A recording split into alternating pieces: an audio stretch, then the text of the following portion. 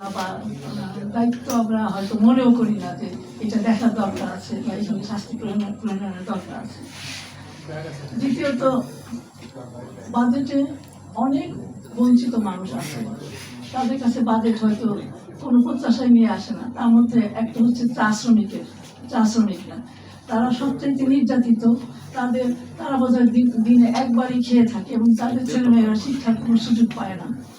তো এই চা শ্রমিকদের জন্য বাজেটে উপযুক্ত বিধান রাখা দরকার এবং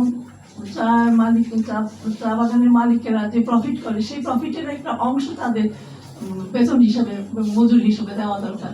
কারণ তাদের শিক্ষা, স্বাস্থ্য এই সমস্ত কোনো সুযোগই তাদের নাই। এবং আমরা যেহেতু দূরে থাকি, আমরা যেহেতু সমাজের একটা ওই অংশকে আমরা কোনো গুরুত্বই দেই না, হয়তো সেমিনার সিম্পোজিয়ামে কিছু কথা বলি, এই জন্য তাদের জীবন দুর্বিষহ হয়ে আছে।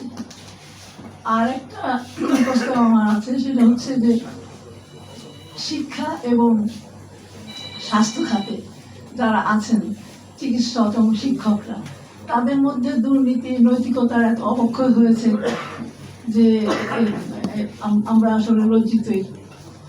এইখানে যদি যারা বিত্তবান ব্যবসায়ী আছেন, তারা যদি শিক্ষক এবং চিকিৎসকদের জন্য একটা ইনস্টিটিউশন করেন, যেখানে তাদের সারা বছরব্যাপী নৈতিক এবং টেকনোলজিক্যাল বা জ্ঞান ভিত্তিক শিক্ষা ট্রেনিং চলবে, এবং সেই ব্যবসায়ীদেরকে সরকার হয় ট্যাক্স হলিডে দিবে বা সামান্য হারে কর দিবে।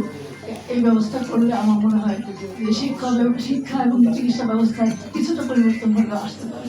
ধন্যবাদ।